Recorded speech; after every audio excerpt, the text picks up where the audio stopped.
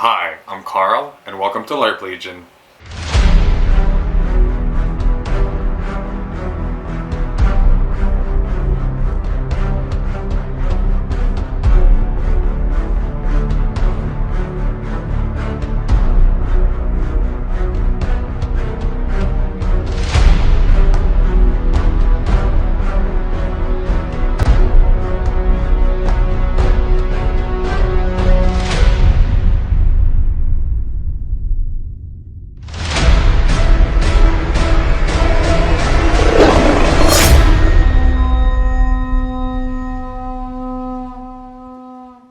Welcome to part 2 of my 1022 video, my very late 1022 video. Look, we'll get right into it. This will be a bit of a shorter video because there was just a few little stories I wanted to tell about my experience in 1022 that I didn't get a chance to talk about in the first part. So if you didn't watch the first part, go watch that. But in the meantime, let's get right into these tales. For those who haven't been to Bico in a few years or just haven't been at all, the tavern in Old Town was taken down. Other than one small part that was kept, which now serves as the bar, which in my opinion is still really cool because it still keeps some of the appeal of the old building. But since 1022 it has been replaced by a regular kind of like an event tent. Some might think that the old tavern being gone would have kind of dampened the fun that would have been had at the tavern, but that was far from being the case, and it was just as lively and chaotic as it always is.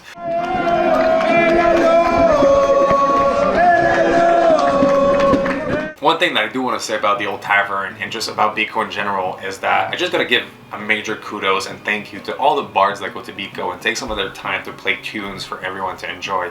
There's just something so magical about sitting in a tavern with your friends, laughing and chatting and just hearing music drifting on the wind as musicians just waltz into the tavern to play whatever medieval cover of a modern song they might have brewed up before attending Bico, or just any of the classic sea shanties and so on. It's just one of my favorite parts, so thank you, bards.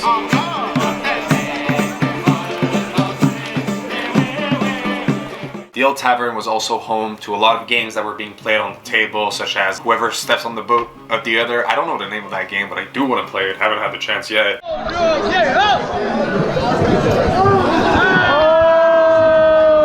One night, one fateful night in the tavern, someone uttered the words, "Ape, strong, together.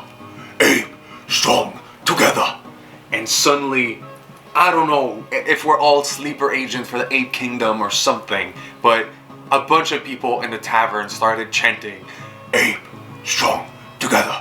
Ape, strong, together. Ape, strong, together. Ape, strong, together. Ape, strong, together. Ape, strong." Until we had a mob of people yelling that in a tavern, making monkey and ape noises. It was completely out of the blue.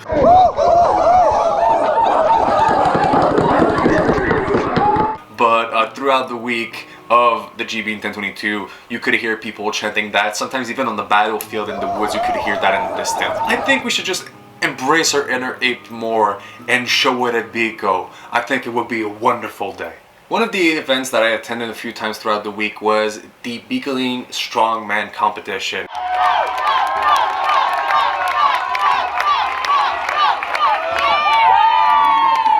In which members from any nations can participate to find out who is the strongest. Not me.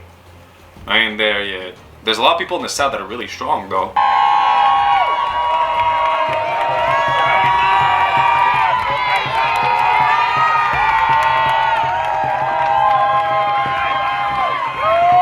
It is always so impressive to see them perform, especially considering that a lot of them were very inebriated the night before, or simply fought on the battlefield the day before like madman. But seeing them carry these impressive weights, be there logs, giant boulders in their hands, is always a marvel. And the crowd is always such a fun time as well. I had a few friends competing that year, so I made sure to pass a few times to see them perform. But in general, I always try to pass for at least one of the days that they're competing just to see how crazy strong these people are. One new thing in 1022 was that the monster pit was being held by Yorick Le Fou from the south. Yorick, Yorick.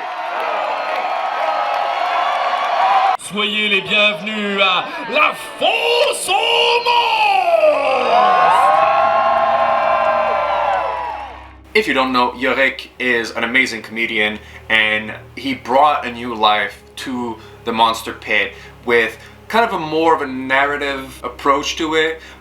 The previous year had a narrative aspect to it, but it was for the most part just monster fighting guy fighting monster, monster versus monster, you know, the same thing. But this year he was kind of narrating a story as we went on, especially the story of Berglax the Knight. Qu'un homme oiseau Kenku qui était aux prises avec un terrible loup-garou.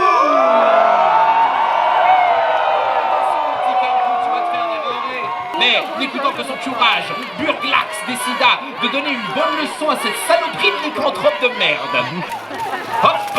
Berglax! Ouf!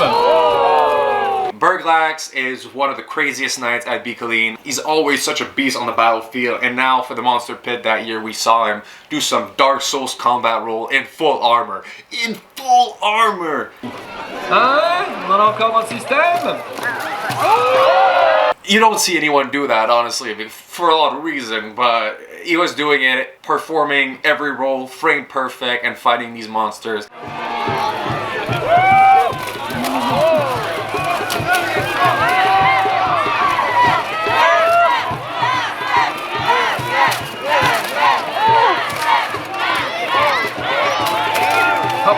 It really felt like we were watching the tales of a knight on his way to complete his goal. One thing you might notice from the footage is that the Monster Pit that year was actually held on the Trollball field.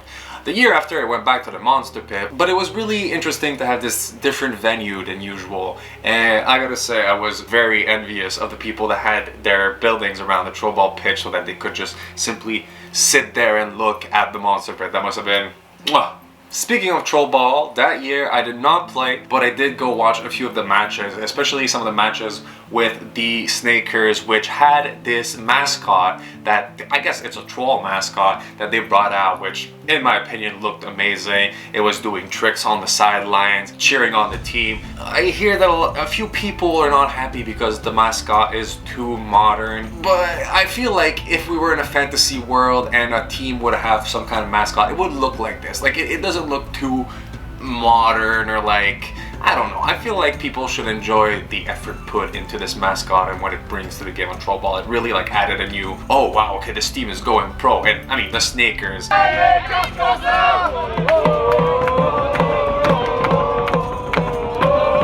fact that they're a play on word on the Lakers and just have their own fan that come with their own song.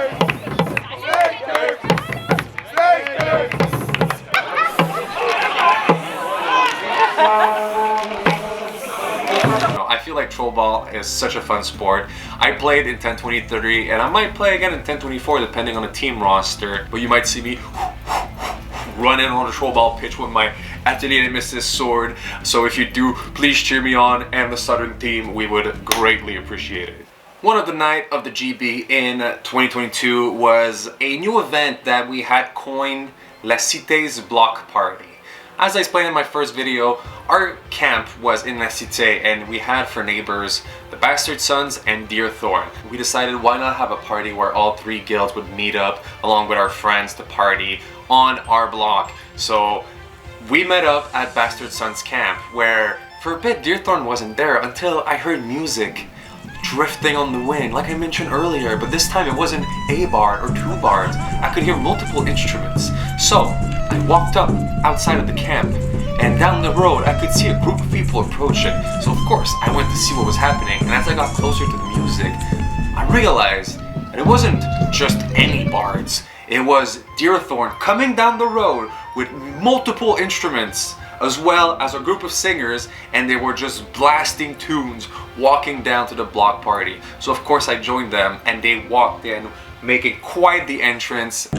Hailing from down the road, ladies and gentlemen, Deerthorn!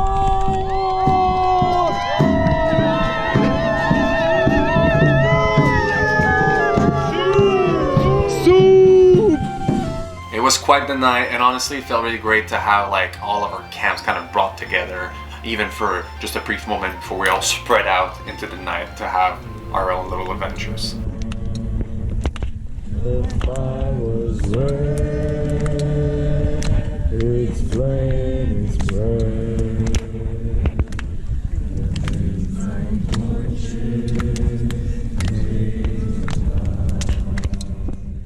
I have a few more notable moments that I want to mention that really kind of shone through the week. One of which is one day as I was walking from Old Town to New Town down the main road, I spotted a cart, what seemed to be a line, which kind of surprised me. So as I walked up, I saw a sign on the cart and realized that they had built their own ice cream cart and were calling themselves the McFleury family. Now McDonald's, you stay away, you don't sue them, although I guess they would need to teleport to the world of Bico. Does that mean that Ronald would come? Would he be a monster? Okay, getting distracted. This ice cream cart was honestly such a brilliant idea because it's hot at Bico often, especially on those dirt roads sometimes. There's forest everywhere, but it gets hot. It's like a microclimate there at Bico. So to have this cart there and having the option to pay for actual cold ice cream is brilliant. Absolutely brilliant. No wonder they had a lineup. I just found it so cool that they kind of brought comfort to Bico because we're role-playing medieval fantasy times. We don't actually have to live in full discomfort. It's the little thing, just like the iced coffee at the coffee place. I'm just saying. On the note of impressive food items, there's one evening where I was by the old tavern, just standing there. Out of the corner of my eye, I see a group which at the time I didn't know, but now know very well and appreciate beyond measures, a fellow southern guild called Noire, who just so happens to have a crazy yearly tradition. And this tradition is what blew me away.